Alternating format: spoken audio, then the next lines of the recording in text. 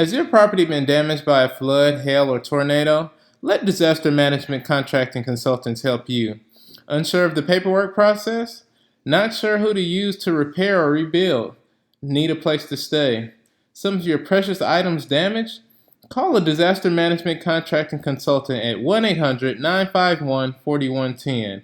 1 800 951 4110. Background stuff, that's important. Get that. I rest my hand too. I was trying to. Don't worry about your hand. I know, we're good, we're good. All right, you ready? All right, and so, once again, start off, introduce yourself. What's your name? Where are you from? Where'd you, get your education from? Kind of just start off. Is this for the actual presentation, or this just for you to be able to know? This is for the Okay, interview. okay. And so, it's kind of short interview style. You don't have to look at the camera. Okay. We're gonna be looking like directly to the side right here, okay? All right. All right. And My name is Errol Allen Jones. I am from Detroit, Michigan. Actually born in New York and by way of Detroit, Michigan.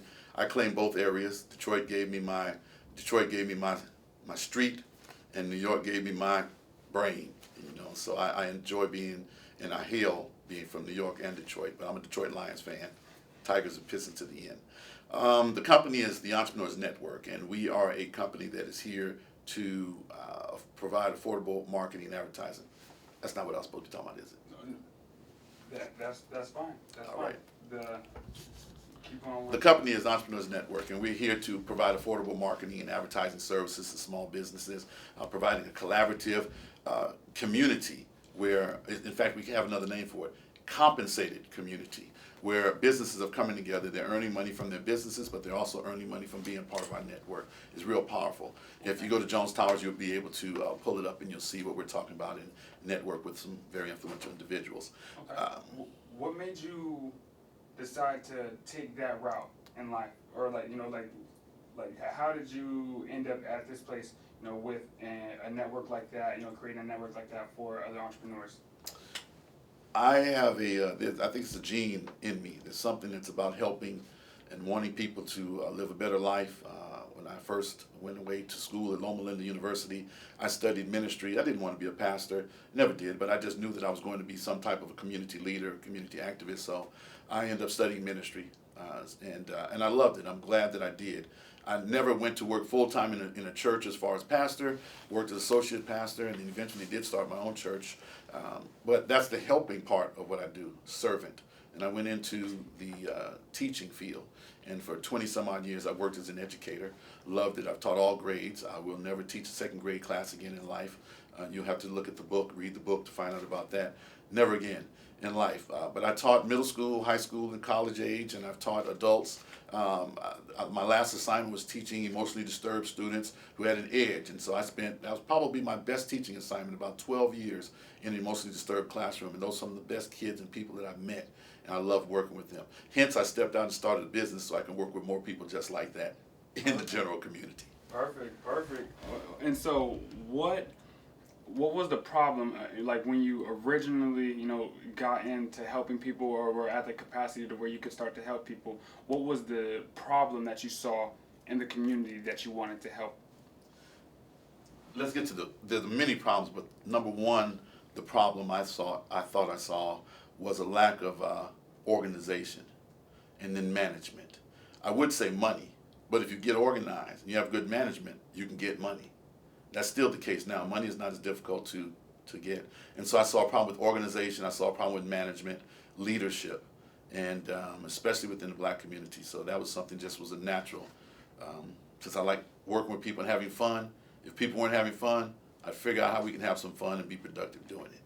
Definitely. And so can we start to like break in the entry point for adults? You know what I mean? Like, where is the top of the funnel that they come in and start to get to know you, or get to know about you, whether it's some type of program or your website? Like, how do people get started with you? The first place that we start after we become visible and they know that we exist, and we identify that they have a need or want. That's the first place. Our business starts with your need. What do you need? So before I even describe what we do, I need to find out what you need. You need light bulbs? I know people that sell light bulbs. If I don't know people that make light bulbs, we can find people that make light bulbs. If we can't find people who sell them or make them, we'll start working to build them ourselves. So something we can do to figure out how to meet your need. So that's the first place we start. What do you need? Okay. And in the end, I guess this is like I'm talking more in a broad sense. In the end, what is the goal? What are you trying to accomplish within the community? You know, like you're saying, you know, we're looking at needs. The community needs more leadership, more organization. What is the end goal, and how do you see that problem being, I guess, tackled? You know, through your company. The end goal is kind of misleading. A goal sounds like something we've accomplished and then it's over, game over. This is a process. It's a lifestyle. It's a way to live.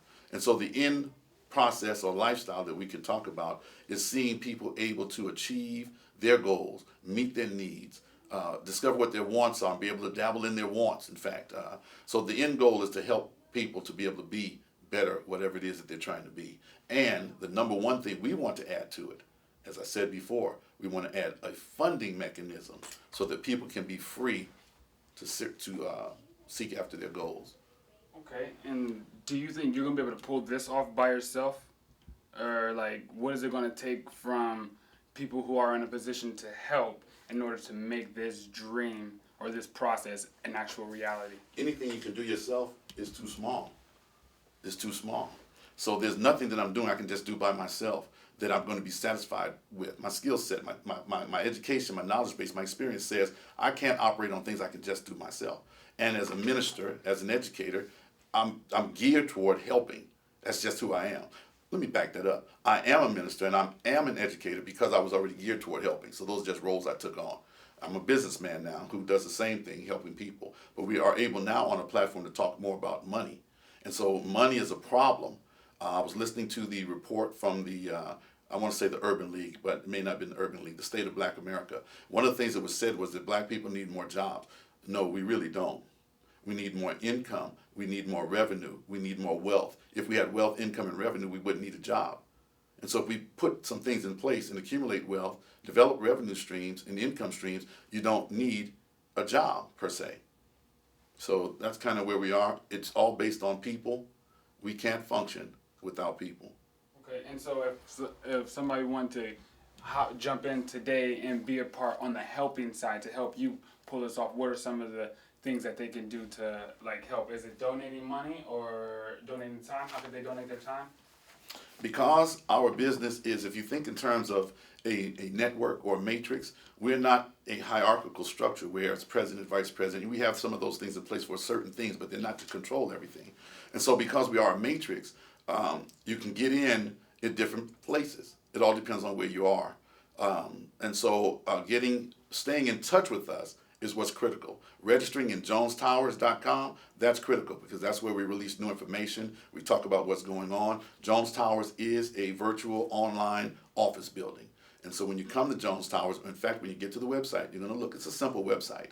What makes us so wonderful is not our wonderful website and all these bells and bangles and baubles. What makes us so wonderful is that we, the people, are working together to accomplish things. We'll improve the website. In fact, if you know how to develop a website, you might be the one that gets the contract. It was designed to be like that. And so we don't have anything that is done and completed. We're in constant progress moving forward. You can get involved with us, jonestowers.com. Send us an email at info@jonestowers.com. And I can't tell you exactly what we can do for you until we know what it is that you need or what it is that you want. But at the end of the day, it needs to be tied down to you're getting a $500 or more check every month, because that's our brand promise. Okay. And why is this important? Why should young people care that there are opportunities for to be entrepreneurs? Why should young people care that you have this opportunity for them? Tell me why I should care. You should care because it will give you a certain amount of freedom, to do what you want to do. You need to learn these things so that if you're going to be a doctor, you need to know how to be a doctor and get paid for your medical services, besides just working for a hospital. Whatever it is that you do, you need to know how to monetize what you do. And so it's important to you because how are you going to feed yourself? Right now, you might decide that you want to buy a Mercedes Benz. But if you start on a journey that's going to afford you a nice Volkswagen, you'll never have a Mercedes Benz. You don't have to have one, but why have a need or a want that you can reach, but you don't reach it because you make decisions that take you in another direction? That causes you not to be successful. I prefer to be successful. And when I can't be successful, I take a look at my objectives and I modify them so that I can shape my behavior to reach my success point. And we teach this to the young people. That's why you'll be amazed when you see these kids. They're going to be super kids. Okay, okay. And so, are there infrastructures that you plan on like building to like teach these kids, or are like you taking on interns? Like, how are you going to directly begin to start working with kids? Intern program for the young people that sign up in our program. Many of the infrastructures are already built. They're already in churches. They're already choirs. These people are already involved in organizations. We don't need a new organization. We bring revenue. We bring management. We bring excitement.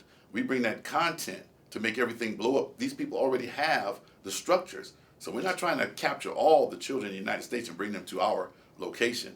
Keep them where they are. Let us send that money into your community and that motivation and that management. That's what we do. Understood. Definitely. Where do you see this taking? Like, where do you see the community going? Once everyone understands this concept, once everybody gets behind it, where do you like see the potential of this thing? Like taking the participants. Let me toss out a couple things that are on our plate. One of the things we expect to see is a stable organization of young people that have been elected to represent themselves, patterned after the United States government. So that's something that has longevity. Every year, new elections, new young people, giving them a platform, giving them revenue, giving them something to do. It also teaches them to vote. How do you know whether you've taught somebody something if they can do it? Well, if we have them voting on youth officers, youth senators, youth representatives, what do you think happens when the real election comes up? They've already been practicing voting. So now they just transfer that skill over to the place where it's extremely important in the community. Now we've captured the young people and have them voting. And the ones that cannot go and vote in the United States elections, they'll be waiting to be able to cast their vote at 18. So we're training them to be good citizens. That's one thing that won't change. That's going to be big for many communities. Okay, perfect. We understand that this is a problem amongst all young people, of course, but specifically in the black community, because you are black. You did mention the black community. Why is it important to begin to participate in the political process, or to participate in voting and things of that nature in the country that you live in? Why is that important for young people? If you have a pie and the pie is going to be divided up, it's going to be divided up based on who votes on how the pie is divided. So if everyone shows up from the other side and no one shows up from your side, they can vote to give you half a slice of pie, and they take 9.5 slices, and there's nothing for you to say except I decided not to show up. So you only have yourself to blame. Now, there have been things that have been done to purposely discourage people from voting. Why do you think that happens? It happens because your vote is so very valuable and people know it. And so we think we're going to reverse that trend. Nowadays, you see many things happening in the African American community. I think we right now have a movement that's going to drive more African Americans, if no one else, to the polls because they see what can happen.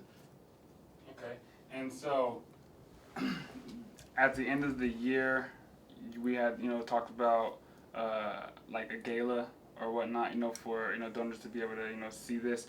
Can you talk about what is going to, like, the road, to the gala, what that looks like as far as whether, collecting, funds or, kind of like, putting that on? What is it going to take an effort from the community, from the participants to pull off this gala so that people can start to see really physically hands-on what's going on? It's going to take $500,000. That's the budget we have for our conference here in Houston. Now we're projecting in October.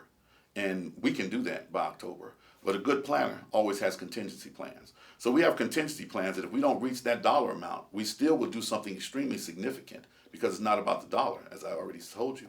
So what we need you to do, when these young people around your communities and your neighborhoods come to you and ask you to buy a subscription to a magazine, buy it for $1, $2, $5, they'll have the prices. Those few dollars add up in a tremendous way to allow us to be able to fund not just the conference, but in the long run, we're looking at opening our school in September. And so these are the things, and I'm here today because we're laying the foundation for what it takes to invest in this school. What kind of school? A school for entrepreneurship, where our young people are online doing their schoolwork through technology online, but they're also getting the added benefit of learning entrepreneurship. So we want you to learn how to read, but we want you to learn how to make money with reading. I want you to learn how to write, but I want you to learn how to make money with writing. Make money? Why make money? I need my neighbors to be able to pay their rent. I need my neighbors to be able to pay for their lawn man, to be able to buy their own car. I need people around me to be able to take care of themselves so they don't want to have to come and take the little bit of things that I have or my daughter might have. So if all of us have, there's no need to be beating up and robbing and stealing from one another or putting other people down, because when we come to the table, we don't come begging, we come bringing something to the table. Money. You hold that position right there. I'm about to go. So I'm switching out batteries. You stay right there, Errol Jones. Oh my goodness. You hear that? You hear that stuff going on? You hear the video Well, playing? see, you already know what you can do with it on You TV, hear so it playing with it in the head? yeah, I already know you're thinking about it. Has your property been damaged by a flood, hail, or tornado? Let disaster management contracting consultants help you. Unsure of the paperwork process? Not sure who to use to repair or rebuild? Need a place to stay? Some of your precious items damaged? Call a disaster management contracting consultant at 1-800-951-4110. 1-800-951-4110.